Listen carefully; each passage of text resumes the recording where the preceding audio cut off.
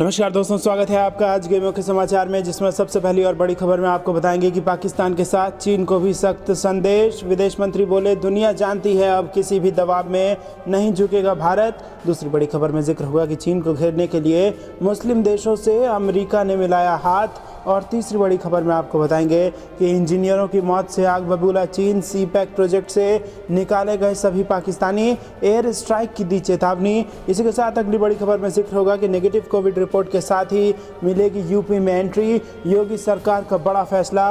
और पांचवी बड़ी खबर में आपको बताएंगे कि सर्वदलीय बैठक में पीएम मोदी बोले, संसद में सरकार हर सार्थक बहस के लिए है तैयार। दोस्तों, हर एक खबर की गहराई में आपको ले जाएंगे, लेकिन उससे पहले अगर आपको भी देश की सेना और पीएम मोदी पर पूरा भरोसा है तो आप अभी इस वीडियो को लाइक कीजिए और कमेंट में लिखिए जय हिंद। दोस्तों, रुक करते हैं तमाम बड़ी खबरों की तरफ। पाकिस्तान के साथ चीन को भी सख्त संदेश। विदेश मंत्री बोले, दुनिया जानती है अब किसी भी दबाव में नहीं झुकेगा भारत। जी हां दोस्तों, मोदी सरकार ने आज एक मंच से पाकिस्तान और चीन दोनों की ओर इशारों में सख्त संदेश दिया है। मौका कल से शुरू हो रहे मानसून सत्र के लिए भाजपा सांसदों को तैयार करने का था। इनमें देश की विदेश नीति पर मोदी सरकार के एक्शन की जानकारी देने विदेश मंत्री एस जयशंकर खुद पहुंचे और उन्होंने बता दिया कि मौजूदा सरकार की सख्त नीतियों के सामने कैसे पाकिस्तान और चीन जैसे देश की चालबाजियां कुंद हो चुकी हैं। उन्होंने डोकलाम और लद्दाख में चीन की हरकतों का हवाला देते हुए कहा है कि अब दुनिया को पता चल चुका है कि ड्रैगन की गुस्ताखियां अब भारत नहीं सहने वाला है। विदेश मंत्री एस जयशंकर ने पाकिस्तान के फाइनेंशियल एक्शन टास्क फोर्स की ग्रे लिस्ट में बने रहने का श्रेय रविवार को मोदी सरकार को दिया है और कहा है कि इसी की कोशिश से यह सुनिश्चित हो सका है। यही नहीं, उन्होंने कहा कि मोदी सरकार की वजह से ही आतंकवाद को दुनिया वैश्विक समस्या मान रही है, न कि ऐसी समस्या जो चंद देशों तक सीमित हो। उन्होंने कहा है कि ऐसे दो मौके आए हैं जब मोदी सरकार चीन की चुनौतियों के सामने डटकर खड़ी रही है और दुनिया समझ गई है कि अब भारत चीन के दबावों के सामने सरेंडर नहीं करेगा। विदेश मंत्री के स्तर पर इस तरह का बयान दोनों देशों को सीधा संदेश माना जा रहा है। न्यूज एजेंसी एएनआई की रिपोर्ट के मुताबिक विदेश मंत्री ने रविवार को भारतीय जनता पार्टी के नेताओं के लिए आयोजित ट्रेनिंग प्रोग्राम के दौरान सरकार की विदेश नीति को लेकर यह बातें कही हैं। यह प्रोग्राम सोमवार से शुरू हो रहे संसद के मानसून सत्र के लिए विपक्ष के आरोपों का जवाब देने के लिए भाजपा सांसदों की सहायता के मकसद से आयोजित किया गया है। इस मौके पर विदेश मंत्री बोले, जैसा कि FATF के बारे में आप जानते हैं, यह आतंकवाद की फंडिंग पर रोक लगाता है और आतंकवाद के समर्थन में इस्तेमाल की जाने वाले काले धन पर नजर रखता है। हमारी वजह से पाकिस्तान FATF की निगरानी में है और इसे ग्रे लिस्ट में रखा गया है। यही नहीं, जयशंकर ने कहा है कि मोदी सरकार की कोशिशों के चलते ही वैश्विक स्तर पर जैश-ए-मोहम्मद और लश्कर-ए-तैयबा जैसे समूहों पर पाबंदियां लगाई गई हैं। उन्होंने कहा है, हम लगातार पाकिस्तान पर दबाव बनाए रखने में कामयाब हुए हैं और सच्चाई ये है कि पाकिस्तान के बर्ताव में बदलाव आया है क्योंकि भारत ने विभिन्न तरीके से दबाव बनाया है। LET और JEM के आतंकवादी भी संयुक्त राष्ट्र के जरिए भारत के प्रयासों से पाबंदियों के दायरे में आए हैं। उन्होंने कहा है कि G7 या G20 जैसे अंतर्राष्ट्रीय सम्मेलनों में प्रधानमंत्री नरेंद्र मोदी विश्व समुदाय को यह समझाने में कामयाब रहे हैं कि आतंकवाद वैश्विक चिंता का मुद्दा है। रुख करते हैं अगली खबर की तरफ। चीन को घेरने के लिए इन मुस्लिम देशों से अमेरिका ने मिलाया हाथ। जी हां दोस्तों,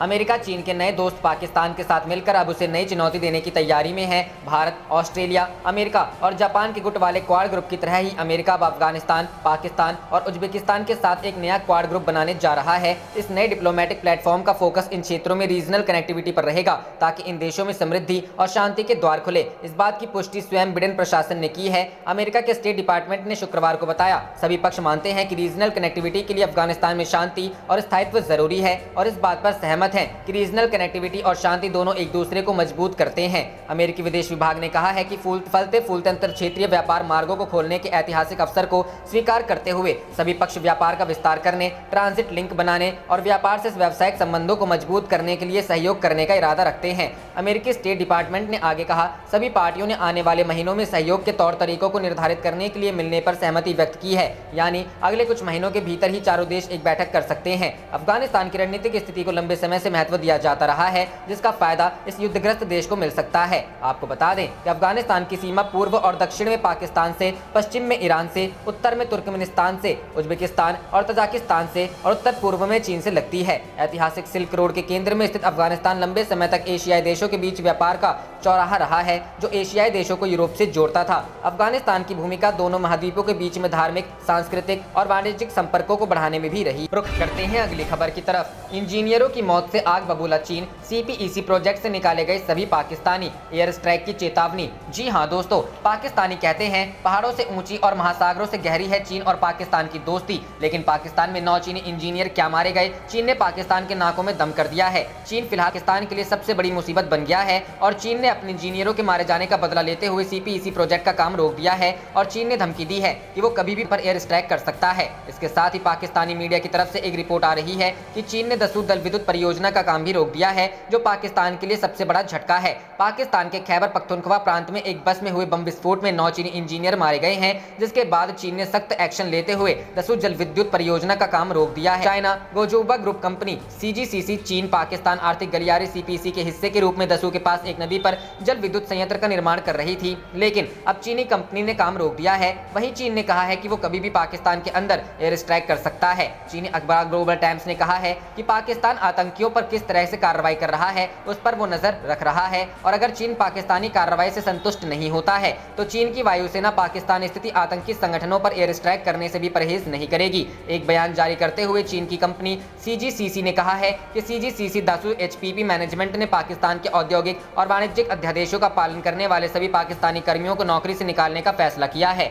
14 दिन से ज्यादा काम करने वाले सभी लोगों को उनकी सैलरी और जिन लोगों की ग्रेजुटी बन रही है उन्हें नियमों के मुताबिक वेतन दे दिया जाएगा। यानी चीन की कंपनी ने जल विद्युत परियोजना में काम करने वाले सभी पाकिस्तानी कर्मचारियों को नौकरी से बर्खास्त कर दिया है, जो पाकिस्तान के लिए बहुत बड़ा झटका माना जा रहा है।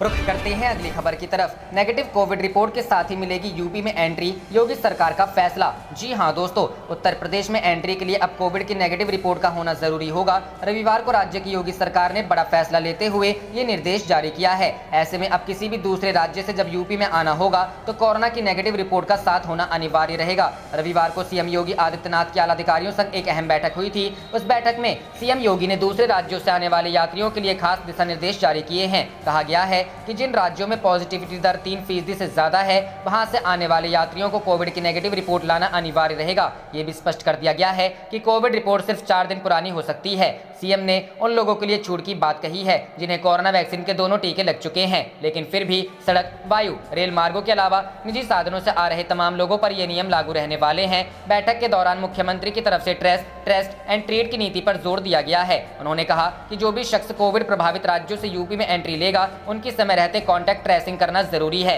वहीं आगमन पर एंटीजन टेस्ट और थर्मल स्कैनिंग की बात भी कही गई है। योगी आदित्यनाथ की तरफ से स्पष्ट निर्देश दिए गए हैं कि कोरोना प्रोटोकॉल का राज्य में सख्ती से पालन होना चाहिए। उन्होंने कहा कि इंफ्रारेड थर्मामीटर के जरिए भी व्यापक स्कैनिंग पर जोर देना होगा। अभी के लिए CM की तरफ से ये दिशा निर्देश जारी किए गए हैं। आने वाले दिनों में एक SOP भी जारी कर दी जाएगी। रुख करते हैं अगली खबर की तरफ। सर्वदलीय बैठक में PM मोदी बोले, संसद में सरकार हर सार्थक बहस के लिए तैयार। जी हां दोस्तों, संसद का मानसून सत्र शुरू होने से एक दिन पहले रविवार को प्रधानमंत्री नरेंद्र मोदी ने सर्वदलीय बैठक की अध्यक्षता की। संसदीय कार्य मंत्री प्रहलाद जोशी ने कहा कि बैठक में 33 दलों के 40 से अधिक नेताओं ने भाग लिया। ANI की रिपोर्ट के अनुसार बैठक को संबोधित करते हुए PM मोदी ने कहा कि विपक्ष के लोगों सहित सभी प्रतिनिधियों के सुझाव बहुत मूल्यवान हैं। PM ने आगे कहा कि संसद में स्वस्थ और सार्थक बहस होनी चाहिए। सरकार संसदीय नियमों और प्रक्रियाओं के अनुसार किसी भी विषय पर चर्चा करने के लिए तैयार है। बैठक में PM मोदी और जोशी के अलावा रक्षा मंत्री राजनाथ सिंह और केंद्रीय मंत्री और राज्यसभा में सदन के नेता पीयूष गोयल मौजूद थे। बैठक में राज्यसभा में विपक्ष के नेता मल्लिकार्जुन खड़गे और लोकसभा में कांग्रेस के नेता अधीर रंजन चौधरी भी शामिल हुए। TMC के डेरेक ओब्रायन, DMK के तिरुचि शिवा, समाजवादी पार्टी के नेता रामगोपाल यादव और बसपा के सतीश मिश्रा सहित सभी प्रमुख विपक्षी दलों के नेता भी मौजूद थे। अपना दल नेता और NDA की सहयोगी अनुप्रिया पटेल और लोजपा नेता पशुपति पारस भी बैठक में शामिल हुए। बसपा अध्यक्ष मायावती ने कहा कि विपक्षी दलों को एक साथ आना चाहिए और केंद्र सरकार को जवाबदेह ठहराना चाहिए। उन्होंने कहा 3 कृषि कानूनों का विरोध कर रहे किसानों के प्रति सरकार की उदासीनता बहुत दुखद है। मायावती ने कहा कि बसपा सांसद ईंधन और रसोई गैस की कीमतों, महंगाई और कोविड-19 टीकाकरण से संबंधित मामले संसद में उठाएंगे। उन्होंने कहा, मैंने अपनी पार्टी के सांसदों को संसद के मानसून सत्र में देश और लोगों के लाभ से जुड़े मामलों को उठाने का निर्देश दिया है। सभी महामारी संबंधी प्रोटोकॉल के साथ मानसून सत्र 13 अगस्त तक चलेगा। रुख करते हैं अगली खबर की तरफ। भारत चीन गतिरोध जारी रहने के बीच रक्षा मंत्रालय ने सशस्त्र बलों को आपातकालीन शक्तियां दी। जी हां दोस्तों, पूर्वी लद्दाख में वास्तविक नियंत्रण रेखा पर चीन के साथ गतिरोध जारी रहने के बीच रक्षा मंत्रालय ने पिछले साल भारतीय थल सेना, नौसेना और वायुसेना को आकस्मिक राजस्व खरीद और अन्य कार्यों के लिए दी गई आपातकालीन शक्तियों को एक बार फिर बढ़ा दिया है।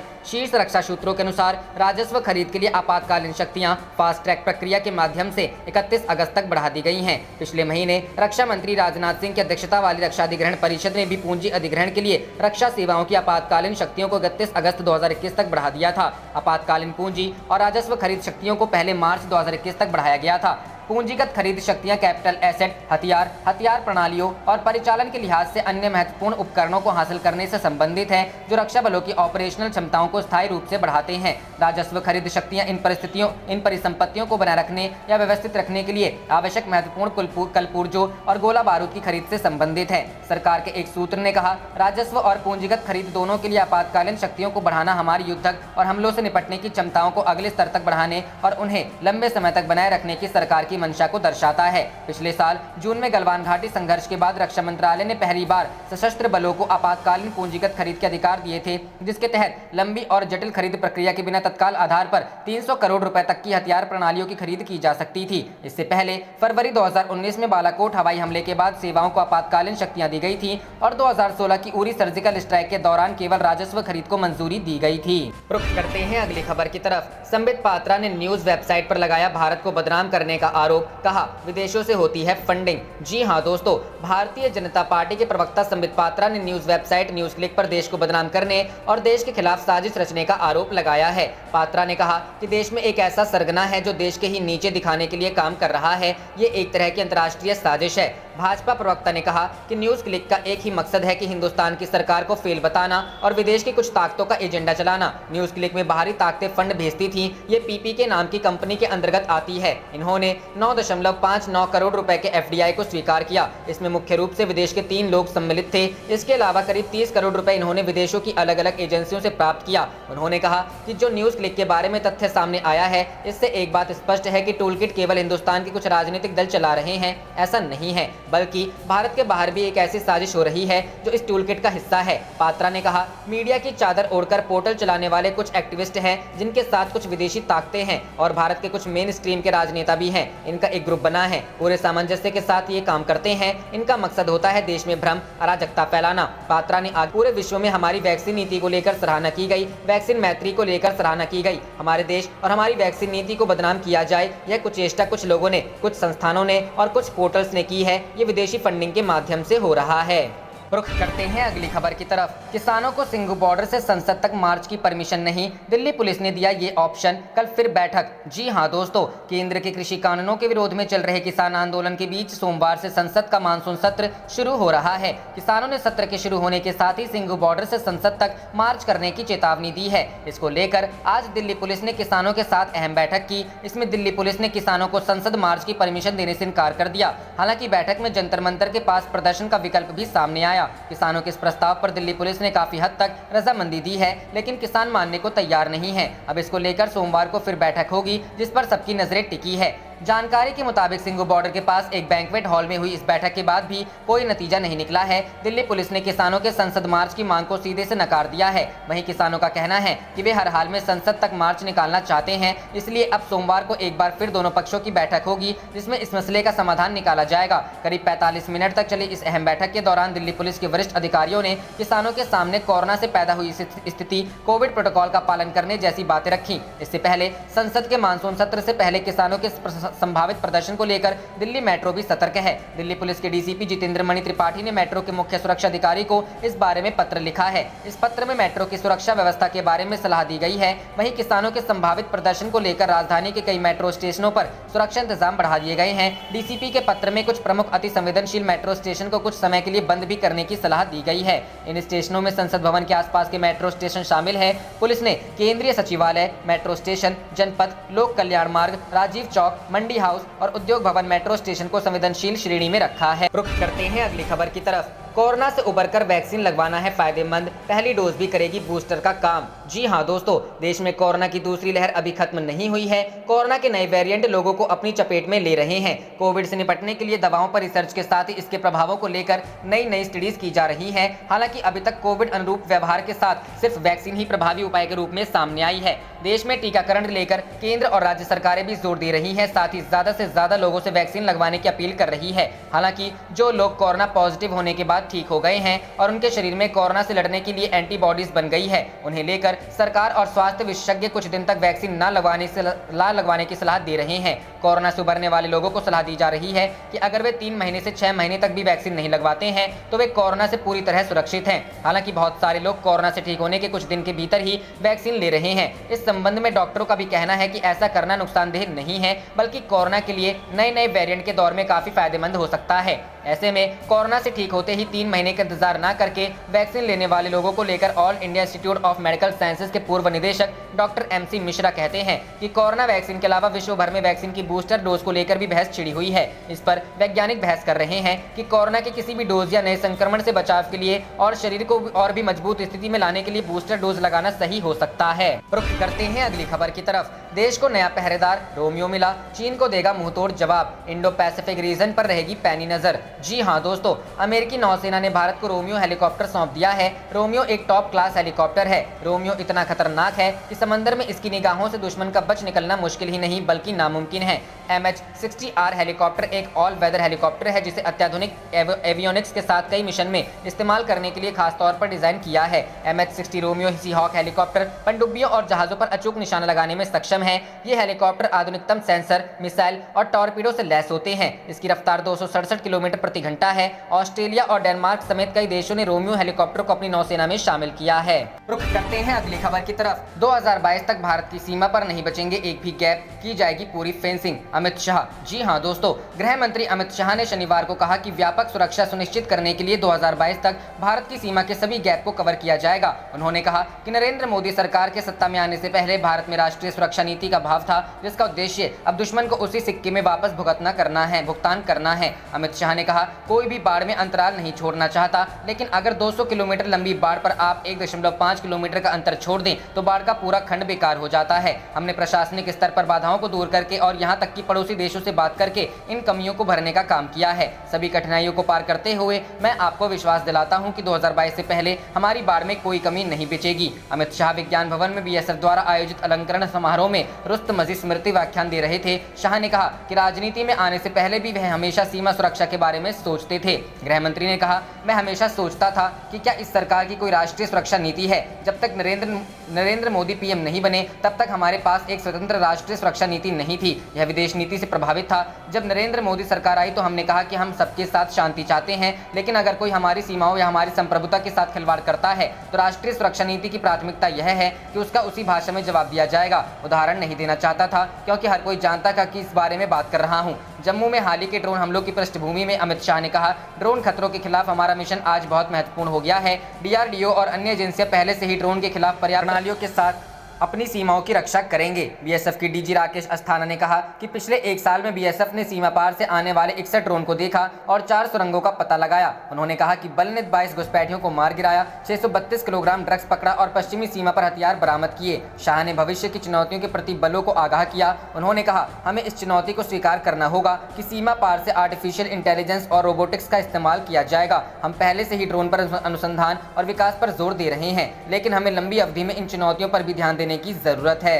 रुख करते हैं अगली खबर की तरफ। तालिबान पर अफगानिस्तान ने पाकिस्तान को जमकर लगाई झाड़। जी हां दोस्तों, तालिबान के मसले पर अफगानिस्तान और पाकिस्तान आमने सामने आ गए हैं। अफगानिस्तान ने कहा है कि पाकिस्तान ने आतंकी गुटों के साथ अपने संबंध नहीं तोड़े हैं। अफगानिस्तान के राष्ट्रपति अशरफ गनी ने शुक्रवार को उज्बेकिस्तान की राजधानी ताशकंद में आयोजित सेंट्रल एंड साउथ दक्षिण एशिया कनेक्टिविटी कॉन्फ्रेंस में मंच पर कुछ फुट की दूरी पर बैठे पाकिस्तान के प्रधानमंत्री इमरान खान पर निशाना साधते हुए पड़ोसी मुल्क पर ये आरोप लगाए। इससे नाराज इमरान खान ने कहा कि अशरफ गनी के आरोप अनुचित हैं। तालिबान को लेकर विवाद इतना बढ़ा कि पाकिस्तान ने इस्लामाबाद में आयोजित होने वाले अफगान पीस कॉन्फ्रेंस को रद्द कर दिया। हिंदू की रिपोर्ट के मुताबिक अपने तल्ख भाषण में अशरफ गनी ने कहा कि खुफिया रिपोर्टों के मुताबिक पिछले महीने 10,000 से अधिक जिहादी लड़ाके अफगानिस्तान में एंट्री कर चुके हैं, जबकि पाकिस्तान सरकार तालिबान को शांति वार्ता में हिस्सा लेने के लिए मनाने में विफल रही है। अशरफ गनी ने कॉन्फ्रेंस को उद्घाटन समारोह में कहा, प्रधानमंत्री इमरान खान और उनके जनरल हमें बार बार ये आश्वासन देते रहे कि अफगानिस्तान पर तालिबान का कब्जा पाकिस्तान के हित में नहीं है। उन्होंने आश्वासन दिया किया कि वे अपने प्रभाव का इस्तेमाल कर तालिबान को बातचीत के लिए राजी करेंगे और वार्ता की मेज तक लाएंगे। लेकिन तालिबान समर्थक संगठन खुलेआम अफगानिस्तान के लोगों, देश की प्रॉपर्टी और क्षमताओं के विनाश का जश्न मनाते रहे। अपने भाषण के दौरान अशरफ गनी ने क्षेत्रीय कनेक्टिविटी को लेकर चुनौतियों का भी उल्लेख किया। कुछ मिनट बाद आरोपों का जवाब देते हुए इमरान खान ने कहा कि वह इस आरोप से निराश हैं कि संघर्ष में पाकिस्तान की नकारात्मक भूमिका थी। इमरान खान ने कहा कि अफगानिस्तान में बिगड़ते हालात के लिए पाकिस्तान को कसूरवार ठहराना अनुचित है। उन्होंने कहा, राष्ट्रपति गनी, मुझे बस इतना कहना है कि अफगानिस्तान में उथल पुथल से सबसे ज्यादा प्रभावित होने वाला देश पाकिस्तान है। पिछले 15 वर्षों में पाकिस्तान को 70,000 लोगों को जान गंवानी पड़ी है। पाकिस्तान चाहता है कि संघर्ष खत्म हो। इमरान खान ने यह भी कहा कि अमेरिकी सैनिकों की वापसी की तारीख निश्चित होने के बाद तालिबान अब समझौता करने को तैयार नहीं है। उन्होंने सवाल किया, जब अफगानिस्तान में 1.5 लाख नाटो सैनिक थे तब तालिबान को बातचीत के लिए बुलाने की जरूरत थी, लेकिन सैनिकों की वापसी के ऐलान के बाद आप तालिबान से समझौता करने क्यों जा रहे हैं? अब क्या तालिबान हमारी बात सुनेंगे, कुराजी होंगे जब वो अपनी जीत का ऐलान कर रहे हैं? प्रधानमंत्री इमरान खान ने कहा कि मुश्किल दौर से गुजरने के बाद पाकिस्तान की अर्थव्यवस्था आखिरकार पटरी पर लौट रही है। मैं दोहराता हूं, आखिरी चीज जो हम चाहते हैं वह अफगानिस्तान में शांति है। तालिबान को बातचीत के लिए टेबल पर लाने के लिए पाकिस्तान से ज्यादा किसी देश ने कोशिश नहीं की। हमने पाकिस्तान में तालिबान के खिलाफ सैन्य कार्रवाई करने, उन्हें वार्ता में मेज पर लाने और एक शांतिपूर्ण समझौता करने के लिए हर मुमकिन। रुख करते हैं अगली खबर की तरफ। चीनी कंपनी ने बंद किया दसू प्रोजेक्ट पर काम, कई पाकिस्तानियों को नौकरी से निकाला। जी हां दोस्तों, पाकिस्तान में चीनी नागरिकों से भरी बस पर हुए आतंकी हमले के बाद चीन की कंपनी ने दसू हाइड्रो पावर प्रोजेक्ट का काम रोकने का फैसला किया है। पाकिस्तान के जियो न्यूज के मुताबिक प्रोजेक्ट पर काम कर रही चीनी फर्म ने सुरक्षा चिंताओं का हवाला देते हुए साइट पर काम बंद कर दिया है। इसके साथ ही कंपनी ने कुछ जरूरी पाकिस्तानी कर्मचारियों को छोड़कर बाकी सभी को नौकरी से निकाल दिया है। कंपनी ने कर्मचारियों को 14 दिन की तनख्वाह के साथ ग्रेच्युटी देने और सभी प्रकार का भुगतान एक साथ करने की बात कही है। चीनी नागरिकों पर हुए इस हमले के बाद चीन ने पाकिस्तान के प्रधानमंत्री इमरान खान की क्लास भी ली है। चीन के प्रधानमंत्री ली क्विंग ने शुक्रवार को अपने इमरान से देश में चीनी कर्मियों और संस्थानों की सुरक्षा को मजबूत करने के लिए ठोस और प्रभावी कदम उठाने को कहा। अशांत खैबर पख्तूनख्वा प्रांत में निर्माणाधीन दसू बांध स्थल पर चीनी इंजीनियरों और श्रमिकों को ले जा रही बस में बुधवार को विस्फोट होने से 9 चीनी नागरिक और फ्रंटियर कोर के 2 जवानों समेत कुल 13 लोग मारे गए थे। ऊपरी कोहिस्तान जिले में विस्फोट के बाद बस गहरी खाई में गिर गई। विस्फोट की जांच के लिए चीन द्वारा भेजा गया विशेष जांच दल पाकिस्तान पहुंच गया। बुधवार को हुए बस विस्फोट की घटना पर शुरुआत में दोनों देशों के बीच मतभेद थे। चीन ने इस घटना को करार दिया, जबकि पाकिस्तान ने कहा था कि विस्फोट गैस रिसाव के कारण हुआ। इस्लामाबाद ने बाद में मान लिया कि यह एक बम विस्फोट था और कहा कि विस्फोट की प्रारंभिक जांच में विस्फोटकों की पुष्टि की गई है और आतंकवाद के कृत्य से इनकार नहीं किया जा सकता। ली ने इमरान से जोर देकर कहा कि चीनी सरकार विदेशों से चीनी कर्मियों और संस्थानों की सुरक्षा को बहुत महत्व देती है। रुख करते हैं अगली खबर की तरफ। पाकिस्तान की सेना और उसकी खुफिया एजेंसी के इशारे पर चल रहा है तालिबान। जी हां दोस्तों, काबुल स्थित एक समाचार पत्र में शनिवार को प्रकाशित एक संपादकीय के अनुसार तालिबान वही कर रहा है जो पाकिस्तानी सेना और खुफिया सेवा उसे बता रही है। द काबुल टाइम्स के संपादकीय में कहा गया है कि वर्तमान में तालिबान जिहाद के नाम पर हत्या और विनाश में शामिल है और देश में पाकिस्तान के आदेशों को लागू करने के लिए कोई कसर नहीं छोड़ रहा है। उन्होंने आगे दावा किया कि तालिबान नेता स्वतंत्र रूप से पड़ोसी देश में आते जाते हैं और यहाँ तक कि जुम्मे की नमाज के दौरान लोगों से खुले तौर पर पैसे इकट्ठा करते हैं। हाल ही में सोशल मीडिया पर वीडियो में दिखाया गया है कि तालिबान मारे गए आतंकवादियों के शवों को पाकिस्तान ले जाकर वहां अंतिम संस्कार कर रहा था। पहले ही कुछ रिपोर्ट्स में यह भी दिखाया गया था कि पड़ोसी देश तालिबान नेताओं और लड़ाकों को चिकित्सा सेवाएं भी प्रदान कर रहा था। इसमें कहा गया है कि विद्रोहियों के खिलाफ जारी सैन्य अभियान तक वांछित परिणाम नहीं देगा जब तक कि पाकिस्तान आतंक के खिलाफ युद्ध में कड़े कदम नहीं उठाता और अपने यहाँ मौजूद तालिबान और अन्य आतंकवादियों के ठिकानों को बंद नहीं करता है। संपादकीय में लिखा है कि संयुक्त राष्ट्र, अमेरिका और नाटो के सदस्य देशों को पाकिस्तान को आतंकवादी समूहों का समर्थन छोड़ने के लिए, मनाने के लिए और अधिक प्रयास करना चाहिए। यदि ऐसा नहीं हुआ तो 9/11 जैसी एक और घटना देखने को मिल सकती है और इसकी जड़ें भी निश्चित रूप से पाकिस्तान में होंगी। संपादकीय में कहा गया है कि तालिबान की बढ़ती हिंसा और कुछ जिलों पर कब्जे के साथ ही अब आम लोगों ने तालिबान की हर तरह से मदद के लिए पाकिस्तान को दोषी ठहराना शुरू किया है। वहीं अफगानिस्तान सरकार ने भी आरोप लगाया है कि पाकिस्तान ने तालिबान के लिए समर्थन बढ़ा दिया। रुख करते हैं अगली खबर की तरफ। आज पेट्रोल डीजल की नहीं बढ़ी कीमतें, जानिए आपके शहर में क्या है तेल के भाव। जी हां दोस्तों, देश के कई शहरों में पेट्रोल और डीजल की कीमतों में आज स्थिरता देखने को मिल रही है। इंडियन ऑयल कॉरपोरेशन के मुताबिक आज भी दिल्ली में पेट्रोल का दाम 101.84 रुपए जबकि डीजल का दाम 89.87 रुपए प्रति लीटर है। मुंबई में पेट्रोल की कीमत 107.83 रुपए व डीजल की कीमत 97.45 रुपए प्रति लीटर है। वहीं कोलकाता में पेट्रोल का दाम 102.08 रुपए जबकि डीजल का दाम 93.02 रुपए लीटर है। चेन्नई में पेट्रोल 100 के पार है। मध्य प्रदेश, राजस्थान, मध्य प्रदेश प्रदेश, महाराष्ट्र, आंध्र प्रदेश, तेलंगाना, कर्नाटक, ओडिशा, जम्मू कश्मीर और लद्दाख में पेट्रोल की कीमत 100 रुपये से ज्यादा है। वहीं मुंबई और हैदराबाद में पेट्रोल पहले ही 100 रुपये प्रति लीटर के आंकड़े को पार कर चुका है। सरकारी तेल कंपनियों ने इससे पहले 27 फरवरी 2021 को डीजल के दामों में 17 पैसे प्रति लीटर का इजाफा किया था। इसके बाद 2 महीने से भी ज्यादा दिनों तक तेल के दामों में उछाल देखने को नहीं मिला। मार्च अप्रैल के बीच डीजल के दाम में बढ़ोतरी हुई थी। 5 राज्यों में चुनाव परिणाम आने के बाद डीजल पेट्रोल का दाम लगातार बढ़ता जा रहा है। पेट्रोल के दाम में 4 मई के बाद से 41 बार बढ़ोतरी हुई है, जबकि डीजल के दाम 37 बार बढ़े और 1 बार कम हुए। लगातार तेल की कीमतों में बढ़ोतरी के चलते राजस्थान, मध्य प्रदेश, महाराष्ट्र, आंध्र प्रदेश, तेलंगाना, कर्नाटक, ओडिशा, तमिलनाडु, केरल, बिहार और पंजाब सहित 15 राज्यों में पेट्रोल के दाम 100 रुपये प्रति लीटर से ऊपर चले गए। उत्तर प्रदेश और हरियाणा के कुछ जिलों में भी पेट्रोल 100 रुपये प्रति लीटर से महंगा हो चुका है। डीजल राजस्थान, ओडिशा और मध्य प्रदेश में कुछ स्थानों पर 100 रुपये प्रति लीटर के स्तर को पार कर गया। रुख करते हैं अगली खबर की तरफ। अफगानिस्तान में बिगड़ते हालात से डरा पाकिस्तान, सेना प्रवक्ता ने कहा एक बार फिर सक्रिय हो सकते हैं आतंकवादी स्लीपर सेल। जी हां दोस्तों, मेजर जनरल बाबर इफ्तिकार ने शनिवार को कहा कि अफगानिस्तान की स्थिति के कारण आतंकवादी स्लीपर सेल के फिर से सक्रिय होने का खतरा है। पाकिस्तानी मीडिया जियो टीवी के मुताबिक उनका यह बयान एक निजी टीवी न्यूज चैनल से बातचीत के दौरान आया है। सेना के मीडिया विंग के प्रवक्ता ने कहा कि पाकिस्तानी सेना क्षेत्र की स्थिति पर नजदीकी नजर रख रही है और अफगान शांति प्रक्रिया के सफल परिणाम के लिए अत्यंत गंभीरता के साथ अपनी भूमिका निभा रही है। उन्होंने कहा कि पाकिस्तान ने शांति प्रक्रिया के लिए कोई कसर नहीं छोड़ी है, लेकिन उनका देश गारंटर नहीं है। डीजी ISPR ने कहा आखिरकार यह तय करना अफगानों पर निर्भर है कि उन्हें आगे कैसे बढ़ना है। उन्होंने कहा कि जब अफगानिस्तान में शांति की बात आती है तो पाकिस्तान की सबसे बड़ी हिस्सेदारी होती है। आप देख रहे थे आपका अपना चैनल जय हिंद जय भारत।